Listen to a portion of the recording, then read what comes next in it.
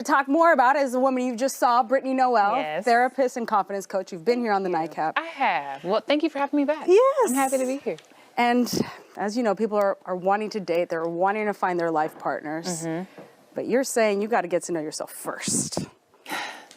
Ideally. Are you finding that people just, are not really in tune with who they are and their needs, as you said in that podcast? Absolutely. Most of the times when I work with couples and we're talking about different breakdowns in the relationships, many of the problems are stemming from the fact that we are two individual beings who are growing within the relationship. And now my partner has to learn how to meet my needs. I have to learn how to communicate my needs. And how you love me in year 1 is going to be very different from how you love me in year 5. And so these breakdowns look like incompatibility when really it's just a willingness. Are we going to continue to grow with each other on this journey? So for someone who's listening to you and they're like, dang, do I really know myself?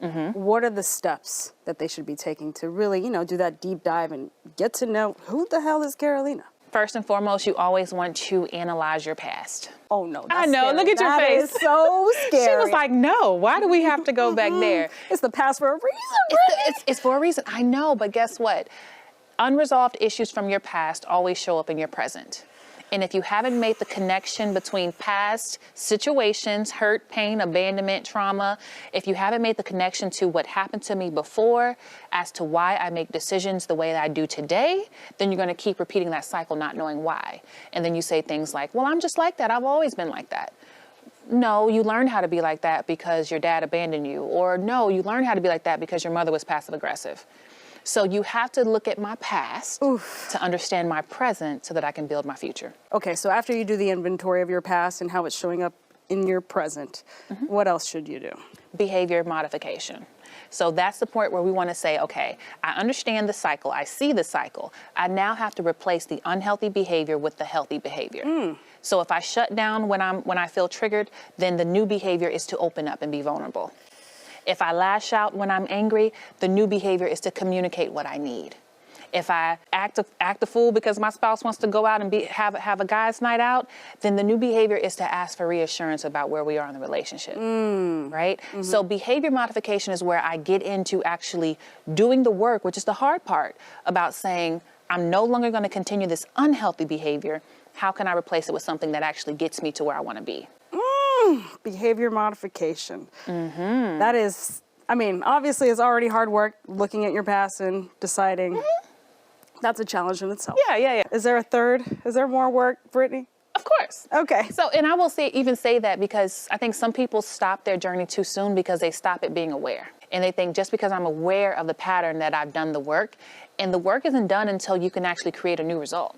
So being aware of the fact that you are probably not so pleasant in the morning, or you're not a loving partner, or you are, toxic with your word choice at times. Being aware is not enough. We have to then take it a step further and say, okay, what is the alternative behavior so that I am safe to love? We require so much from the people that we love that we don't sit down and ask ourselves, am I even safe to love? Like the way that I respond when I'm angry, is it safe for my partner to love me? Is it safe for my partner to be vulnerable with me? Because sometimes when we don't get our way in relationships, the best part of you doesn't come out. And that's the part that has to change. Oh, okay. So she's having a whole conniption. Yeah, I'm just imagining people at home like, dang, like, am I actually safe to love? Like, I'm thinking about that in my relationship right now. Like, man, would I want to be Andrew in this situation? Because sometimes we're asking for things that we haven't learned how to be for ourselves. And this is why we put so much weight on our partners to be that thing, because I haven't mastered it either. So for those who are already in a relationship, and they're listening to you and like, whoa, like maybe I do have a lot of work to do. Yeah. And maybe my partner has a lot of work to do too. Of course. What steps should they be? How do they overcome this challenge of like, man, I haven't addressed anything. I'm not actually that lovable. Sit down with your partner and ask them a very hard question.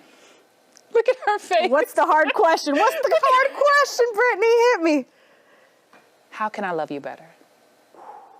It's a very tough question because whatever answer your partner gives you, sometimes it's hard to hear that feedback when they say, well, you really aren't present because you're on your phone a lot. And the first thing we want, no, I do this, and it's defensiveness, right?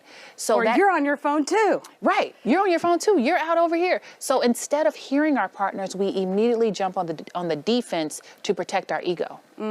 So what makes that conversation hard is to actually be insightful enough to say, I hear you. Whether I agree or not, I hear you, and I want to do this better. What does loving you better look like in this season?